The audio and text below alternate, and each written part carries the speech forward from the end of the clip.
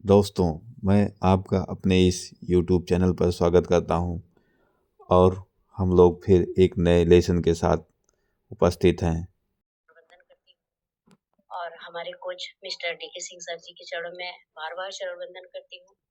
बाकी के हमारे जितने भी ऊपर के अपलाइन हैं, मैं सभी का चरण वंदन करती हूँ और हमारे जितने भी लाइफ लाइन हैं, मैं सभी का स्वागत वंदन अभिनंदन करती हूँ और हमारे जितने भी बड़े हैं हमसे, मैं सभी का आशीर्वाद चाहती हूँ।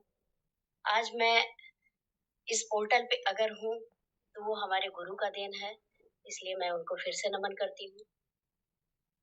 नाम मेरा स्वाति मौर्य है, मैं दोस्तपुर सुल्तानपुर से हूँ। Recording stopped. और आज यहाँ पे आने के बाद बड़ा गर्व हो रहा है कि आज मैं अपनी बातों को इतने सारे लोगों के बीच में रखने का मुझे मौका मिल रहा है।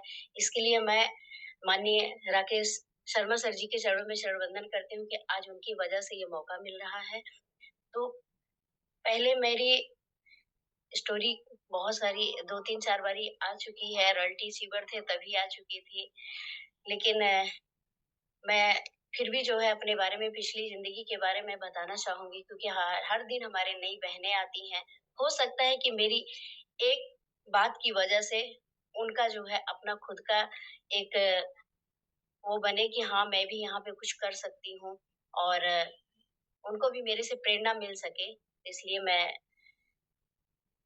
अपने मायके में मेरे माता-पिता, मेरे 3 बहनें, भाई मेरे 2 और वैसे फैमिली की बात करें तो मेरी फैमिली में कम से कम 60-65 लोग थे। तो इस तरीके से बहुत लंबी फैमिली थी, काफ़ी प्रॉब्लम अब पहले के ज़माने में लंबी फैमिली होने की वज़ह से और भी ज़्यादा दिक्कतें आती थी क्योंकि कमाने वाले 1-2 लोग होते थे, खाने वाले बहुत सारे लोग होते थे।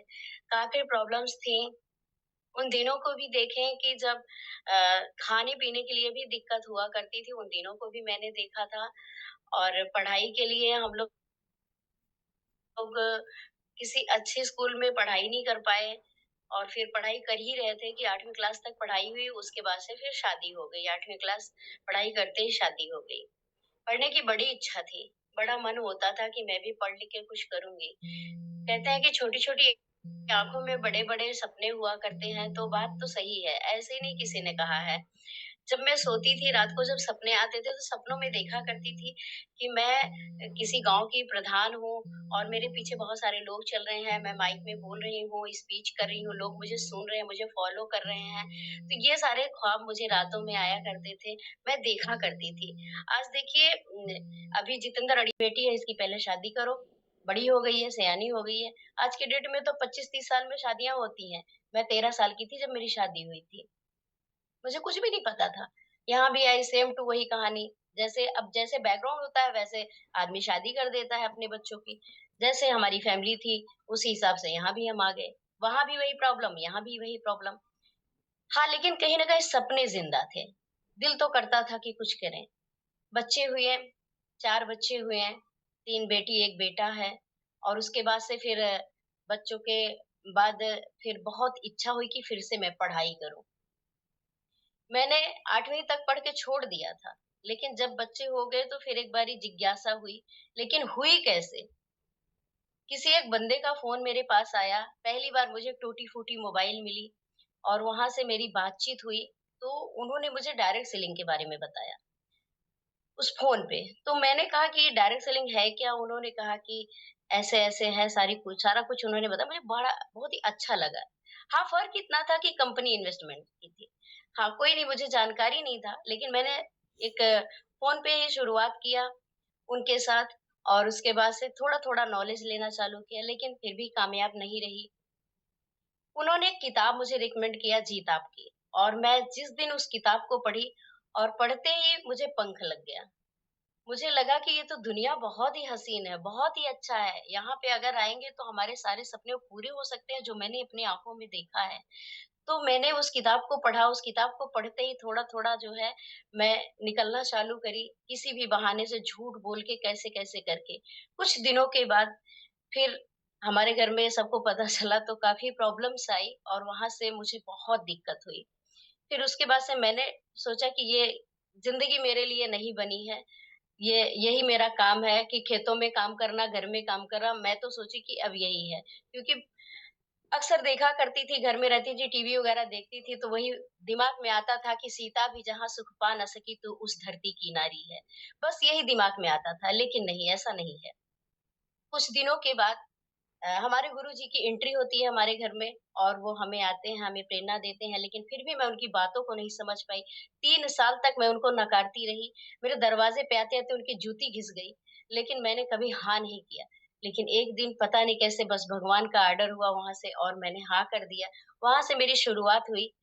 उस जब तक शुरुआत नहीं हुई थी तब तक तो अच्छी-बुरी ज़िंदगी जो चल रही थी वो तो चल ही रही थी। शुरुआत होने के बाद सारी कठिनाई फिर शुरू हो गई।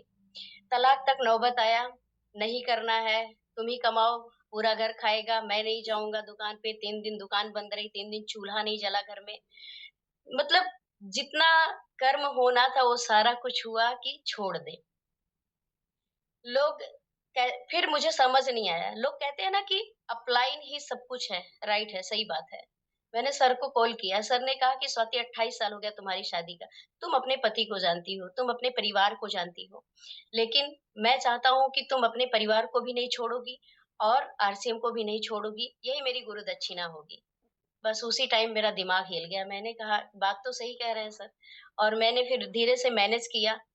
धीरे से मैनेज करके फिर शुरुआत करी। शुरुआत करी तो नतीजा क्या निकला कि जब इसको पैसे नहीं दूँगा, तो ये बाहर नहीं जाएगी। जो ₹10 माँगने पे मिल जाता था ना, वो भी नहीं मिल रहा था। उसके बाद से फिर जाती थी, टैक्सी स्टैंड के पास खड़ी हो जाती थी थोड़ा दूरी पे, कुछ लोग आते थे, हाथ देती थी, भैया रुक जाइए। 2-4 लोग क्रॉस कर जाते थे, लेकिन 1-2 लोग रुक जाते थे। क्या बात है, टैक्सी खाली है, कोई इसमें सवारी नहीं, प्लीज़ मुझे ले चलिए, वहाँ पे हॉस्पिटल में मेरे लोग भर्ती हैं। ठीक है, बैठ जाओ। झूठ बोल-बोल के मैं जाती थी ऐसे क्योंकि पैसे होते नहीं थे। फील्ड में जाती थी, चाय पीने तक के पैसे नहीं होते थे। बहुत दिक्कत होती थी मुझे, बहुत समस्या होती थी, लेकिन मैंने सोचा कि नहीं, जब ठान ही लिए हैं तो कुछ कर गुज़रना है।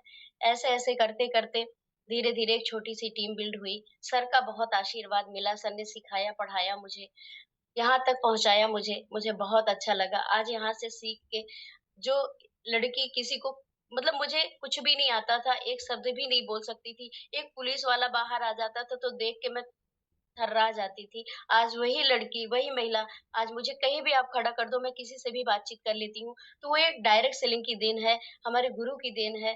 तो यहाँ पे आने के बाद हमें कुछ भी मिल सकता है। कहते हैं ना कि एक औरत की कोई पहचान नहीं होती है।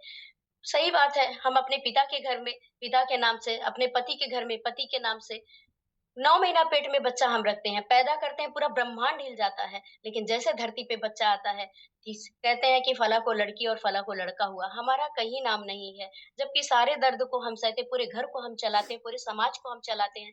हम 2-2 घर देखते हैं, लेकिन उसके बावजूद भी हमारा कोई नाम नहीं होता है। लेकिन आज इस डायरेक्ट सेलिंग में आके इन गुरुओं की देन की वजह से आज यहाँ पे नाम मिला, शोहरत मिला, इज़्ज़त मिला, सब कुछ यहाँ पे मिला।